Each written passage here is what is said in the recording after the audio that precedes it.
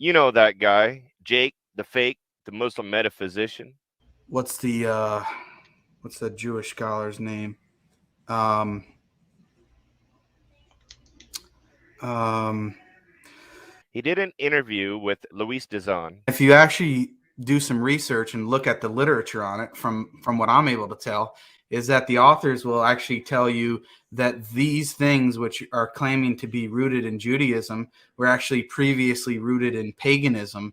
So I don't think it's actually a good thing for Christians to appeal to it, because if they want, then they're seemingly endorsing paganism and polytheism. Do you have any specific literature or scholars that you can mention that make this argument? Not offhand, but I know that what's the Jewish scholar's name? Um,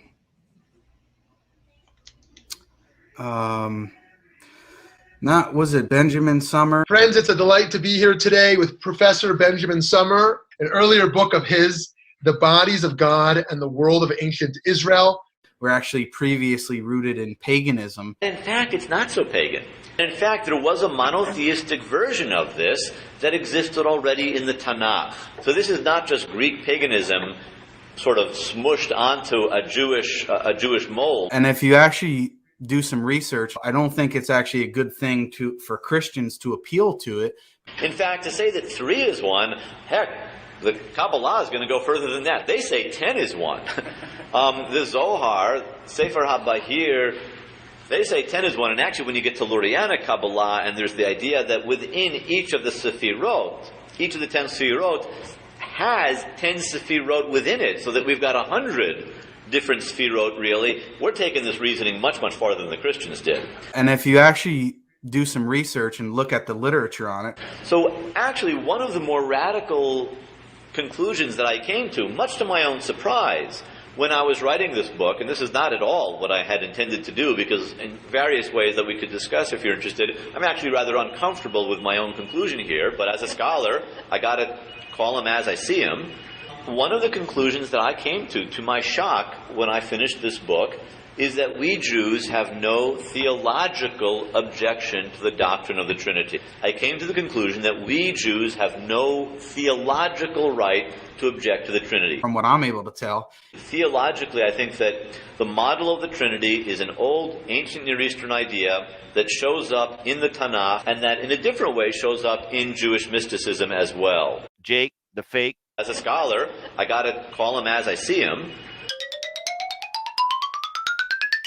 Benjamin Summer. We Jews have no theological objection to the doctrine of the Trinity. There is a hadith, Sahih Muslim. It starts out by talking about how Muhammad is like the prophets who came before him, and he likens it to someone who builds a house, and it's just about to be made complete, but you need that one final brick, that one final piece of that house to make it complete. So he said, I am that final brick.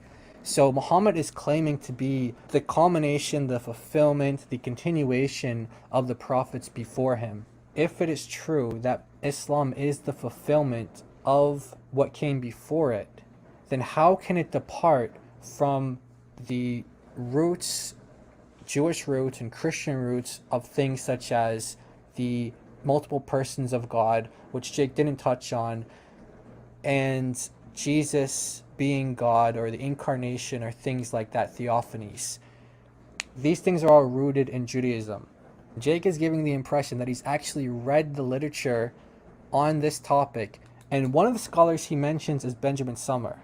Does Benjamin Summer actually say that Christian doctrines like the Trinity, does he actually claim that these are pagan?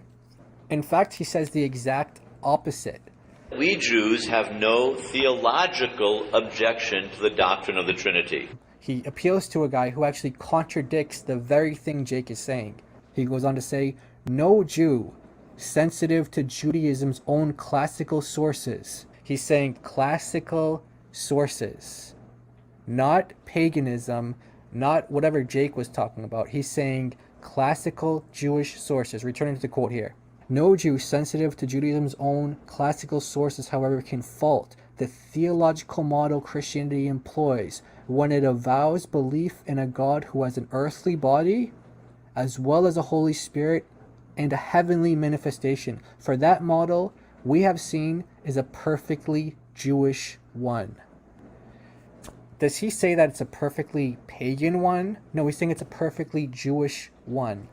No scholar in this field claims that these beliefs come from paganism. They're saying that it comes directly from the Hebrew Bible. One more example of another Jewish scholar, Professor Daniel Boyarin, teaches at University of Berkeley. He writes in his book called The Jewish Gospels, when there were many Jews who believed in something quite like the Father and the Son, and even in something quite like the incarnation of the Son in the Messiah, a time in which the question of the difference between Judaism and Christianity just didn't exist as it does now.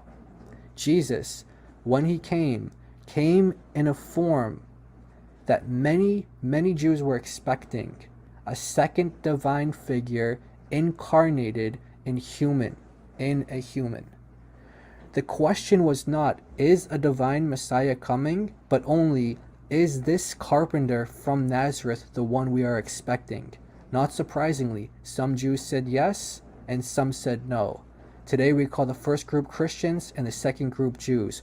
It's not a Jewish offshoot of paganism. These are Jewish expressions of the faith based in the Hebrew scriptures.